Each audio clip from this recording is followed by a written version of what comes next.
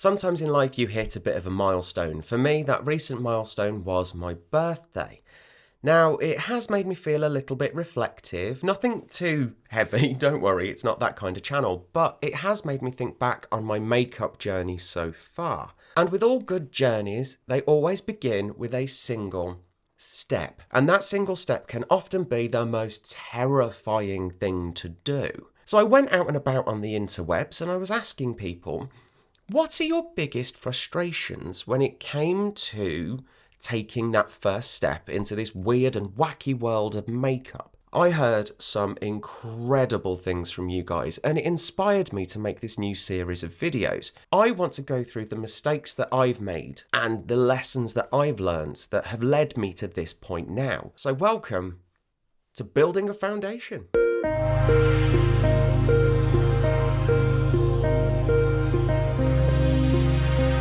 Hello everybody and welcome back to Matt H Does Makeup, a place where we can play, experiment and make mistakes because mistakes are how we learn. Yes! So today we are going to be building a foundation for our makeup. So we're going to take it bit by bit by bit. And today's bit that we're going to be having a look at is where to begin. So with every good makeup application, you have to start right at the very beginning. And that beginning point is not your makeup. I cannot stress that enough. Think of it. You are painting a canvas. But what canvas are you using? Is it going to be suitable for the paints that you're trying to put on it? Is it even a canvas? So we have to begin with the skin. If you're putting it doesn't matter how much money you have spent on your makeup. If you're putting that makeup on a canvas that isn't ready to be painted, your makeup's not gonna work. I'm sorry, but it just isn't. And skincare is a really good place to start before you buy a single piece of makeup. Let's start with the basics. Washing your face. So when we say washing our face, you will hear influencers all over the internet saying cleansing. I must be cleansing. I have cleansed my face, which instantly makes you think, there's a special product that I need to go and buy because it's a cleanser. Oh yes, a special makeup cleanser, the trick to everything. No. Okay? There are products that you can buy that are cleansers. But effectively, what we're talking about is washing your face. Now you do have to be mindful about what you're washing your face with and how you are washing your face. Seems really weird, doesn't it? Because we've been doing this since we were effectively born. But you have to take into consideration your skin type. So skin types, right? There are loads of different types of skin. A lot of them get bundled in to this combination. You hear combination skin. So let's break that down.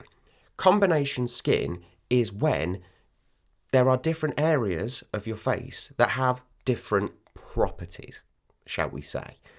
But what are those properties? So let's break down those different combinations, right? Those different properties.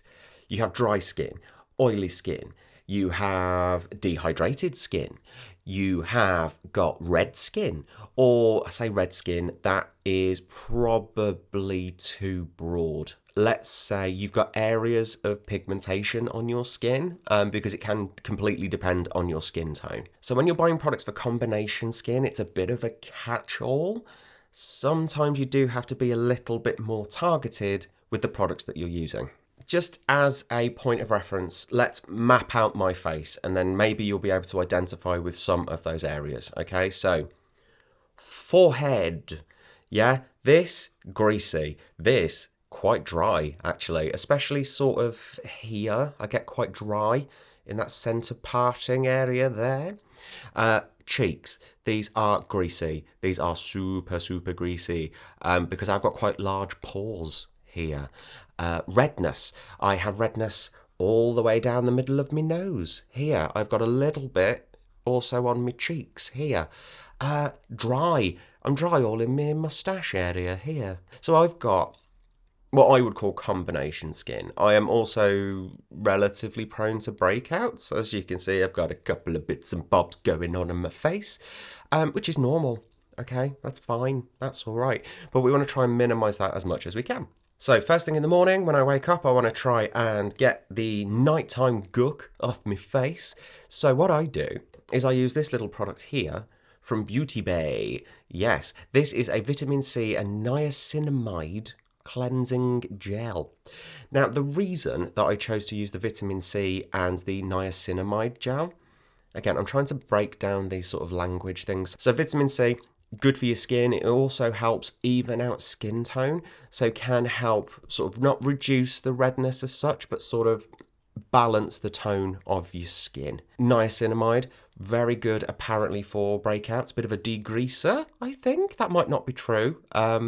I might be spreading false information, but this is what I am aware of. Right, so I was just watching that video back where I was talking about vitamin C and niacinamide and claiming that niacinamide did this, that and the other. So I just had a bit of lunch and I thought, I'm going to have a Google because I don't want to be spreading misinformation because that's not what I'm here for. So vitamin C, good for the skin. This we know. It is also a mild exfoliant, which is quite nice to know. And I think that's how it evens out skin tone. Niacinamide doesn't have that same sort of exfoliating benefit, shall we say, but apparently really good for locking in hydration. So, now we know. Back to me. So I use that cleansing gel, again, cleansing, washing your face. I use that cleansing gel in the mornings. Can also use it in the evening, but I tend to change up the product that I use in the evening. But we will get back to that shortly. Once you've washed your face, you've got to dry your face. Pat it dry, okay, with the cleanest towel that you have available to you. I know that might seem quite commonsensical, but I'm not always the best when it comes to having like a fresh, clean towel every day because it's real life, okay? We're not all being sent hundreds of towels through PR boxes. I don't know who would be. Who's going to have a high enough stock of towels and face cloths and things to have a brand new one every single day? Because we're not making huge amounts of money, are we? Let's be honest. Once your face is nice and dry, the thinking is that you should go on with a toner. I don't understand what toners are. I've tried to look, but it just seems like a bit of an unnecessary step. Some people might find them really beneficial, and I'm sure that you can go and find videos all about toners somewhere on the internet. So if you do find out what you would use a toner for, or maybe any recommendations, pop it in the comments below. Now, for years, after I'd wash my face, I would go straight in with a moisturiser. As quite a greasy person, I am still on a journey to try and find a moisturiser that doesn't make my skin just instantly go bleh. But one thing I have found are serums. Now, serums are super scary, especially if you don't really understand what kind of serum you need or want, or how much you should be spending on a serum, and what should it do, what shouldn't it do, what ingredients do you need. I leant back on a bit of a teenage trope, and before I started doing makeup as much as I do now, I used to look for charcoal-based, or not charcoal-based, but products that had charcoal in. I've been learning what charcoal actually does. Charcoal in products effectively acts like a magnet. It takes what's on your face and gets rid of it, or it redistributes things across your face. So I thought, I want to try and get an even coverage. I'm spending money on products. I want it to make things better for me. And I found this. It's quite shiny. The Garnier Skin Active AHA and BHA Charcoal Serum. As you can see, I use quite a lot of this. I use this quite frequently, I should say. It's got 4% AHA, BHA and niacinamide. Now, we've gone through what niacinamide is, but what is AHA and BHA? I think they're acids, but apparently they're good for you. So, now in the mornings, this is when I mainly use this one. And I use it like a normal human being, okay? A pipette, which is about 3 or 4 drops. And I use that, I put that in my hand and then on my face. I don't put the applicator straight onto my skin because even though I know my skin is clean, it's going to go from my skin back into the bottle, on my skin, back into the bottle, etc., etc. We're trying to have a clean base. So why would you keep putting your dirty germs back in the bottle? Makes no sense. And for me, that is my morning routine. Done in a nutshell. I may also use a bit of a moisturizer if I've got a little bit of dryness still going on here. And for that, I use it's a moisturizing gel. Again, not too heavy, not putting loads of thick, occlusive layers on my face. Occlusive basically means barrier. The evening skincare routine is a little bit different. I need to make sure that I've got all of the dirt, grime, pollution, sweat, grease, all off my face. And I could quite happily go back in with the cleansing gel from Beauty Bay and go through that same routine again. Wash my face, make sure it's dry, put that serum back on, job's a good one. However, if I've had a bit more of a full-on kind of day, or if I've got quite a light makeup situation happening, I change up my skincare routine to match up what my skin needs that day, which is where this comes in. The Micellar Gel Wash from Simple. Now, this has been an amazing product for me, not gonna lie, and it's normally on offer somewhere. If you just have a little look around your drugstores, it's normally on offer. It's not very expensive at all. The water boosting properties I really enjoy, especially as I am getting old and haggard and I want to try and retain as much moisture in my face as possible to stop it going all saggy and crinkly like this. And as it does have micellar in there, it does help remove some of that makeup as well. However, if I have been wearing my full face, especially if I've been wearing my full face all day, I need something that will take that makeup off. And when it comes to removing your makeup, there are loads of different ways that you can do it. One of the very first Instagram reels that I did was about the fact that nobody really teaches you how to take makeup off. And through many years of research and trial and error and using makeup wipes, using micellar water, and just hoping that that would work, it never really did anything other than take the first layer or two off my skin. My skin the next day never really felt great. As I became a little bit more educated, I found these terms: cleansing balms, cleansing oils. Now, cleansing balms, again, there are so many of them available on the market, and they range from really affordable to insanely expensive. And as it's me, and you should know me by now, I went this end of the spectrum. I started off with one from Superdrug, a drugstore here in the UK, and it was their own brand cleansing balm. It was great. It was absolutely fine. Once that one ran out, I thought, okay, I'm getting more into e.l.f. products because they are affordable, but they are also really good quality. And that's when I first purchased my first tub of the Holy Hydration Cleansing Balm. This was an absolute game changer because you literally take a scoop out, rub it on your face, and you can leave it on there for a few minutes if you want to, or as long as you like, really. Waterproof mascara, more or less gone instantly. Eyeshadows, foundations, concealers just melt off your face. Not in like a drippy, you're not dripping. Then you can just go in, wipe away that excess, and you are good to go. I would go in for a second cleanse. This is known as double cleansing or washing your face again. That's when the Micellar Gel Wash, the one from Simple, comes into really good use because you are putting that moisture back into your skin. The e.l.f. cleansing balm is a hydrating balm, so again, you're not stripping your face of anything, you are just removing the layers of dirt and grease on top of your natural skin barrier. And of course, once all that stuff is gone, I would go back in with my serum. I could use the charcoal serum from Garnier, but in the evening I want to give my skin a little bit of an extra boost, so I found these on Beauty Bay. These are the SKINHIT serums that they have. There's quite a few different versions of this.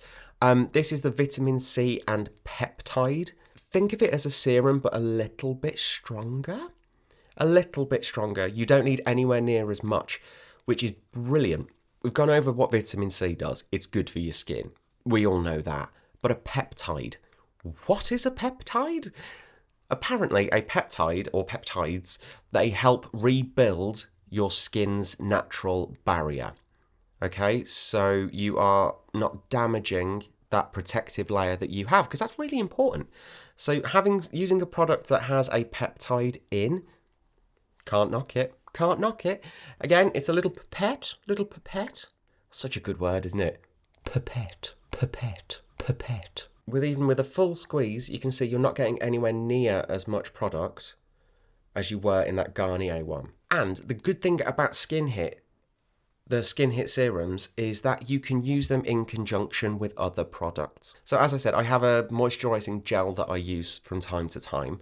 And if my skin is really suffering, if it is quite dry, I will add a few drops of that SKINHIT serum to the moisturiser. It thins it down, but it also helps that vitamin C and those peptides spread around my face a little bit more evenly. So that, in a nutshell, ladies, gentlemen, boys and girls, and everybody in between, is how I start my day.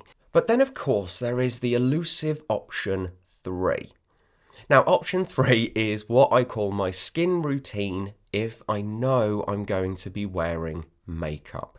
So if I know I'm going to be wearing makeup, especially for any prolonged period of time, we need to be prepping that canvas so it's ready for a full day.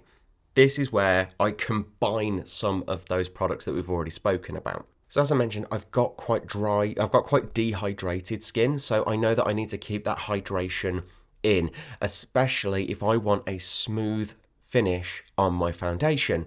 So instead of using the vitamin C and niacinamide face wash from Beauty Bay, I'd switch that out for the Micellar, the one from Simple with the water boost, because I know it's going to help my skin retain that hydration that it will need to be a good base for the foundation. Also, I would go in with the brightening serum here because it just helps even out that skin tone a little bit more, and also you're not putting huge amounts of products on your face. The one thing I would add as a little bit of a caveat to all of this, when you're doing your skincare routine, when you're using serums, moisturizers, give them time to settle. Don't just go face wash, serum, moisturizer, foundation. Don't do it, because your skin needs time to interact with those products that you've just put on your face.